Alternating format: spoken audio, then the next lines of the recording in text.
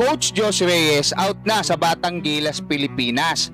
Nadamay lang daw sa galit ng mga Pinoy basketball fans kay Coach Chot.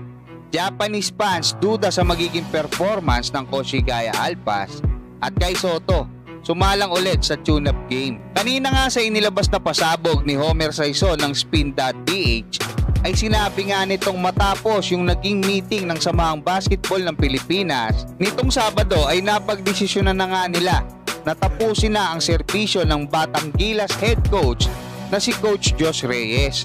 Matatandaan na hindi naging maganda ang performance ng Batang Gilas Under 18 sa kakatapos lang na FIBA Asia Cup, na isa sa mga naging dahilan ng SBP para alisinan nila sa pwesto bilang head coach ng Batang Gilas Pilipinas si Coach Josh Reyes.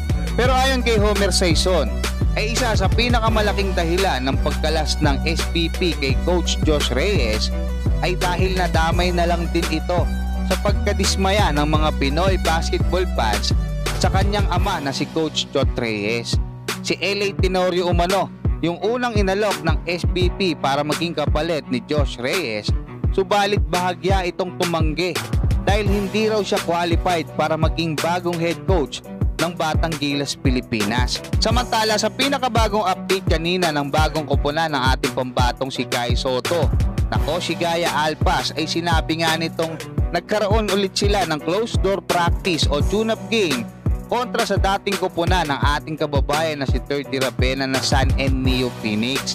Napakahalaga ng mga tune-up games na ito para mas gumanda pa ang chemistry ng Coach Higaya Alpas dahil halos lahat ng mga makakalaban nila diyan nga sa Japan B-League sa Division 1 ay magkakasama ng matagal na. Maging ang ilan sa mga Japanese basketball fans ay hindi pa din kumbinsido sa magiging performance ng Coach Higaya Alpas ngayong season.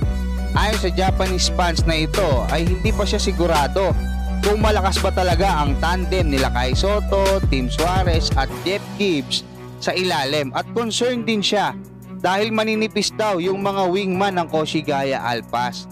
Ayon naman sa isang nagkomento ay parang ganun lang din daw yung lineup ng Coach Higaya Alpas. Pero matapos daw niyang mapanood yung tune-up game ng Coach Higaya kontra nga sa Utsunomiya Breaks ay nasorpresa siya, especially kay Jeff Gibbs na naging ball handler sa labas dahil may twin tower na nga ang Coach Higaya.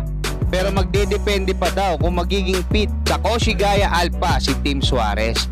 Obviously mga kabasketball, maganda talaga yung performance na naipapakita ngayon ni Kai Soto diyan nga sa mga tune-up games nila, pero mas gusto natin makita yan sa actual game at alam ko excited na din kayo kagaya ko. Hanggang diyan mga kabasketball, maraming salamat at God bless sa inyong lahat.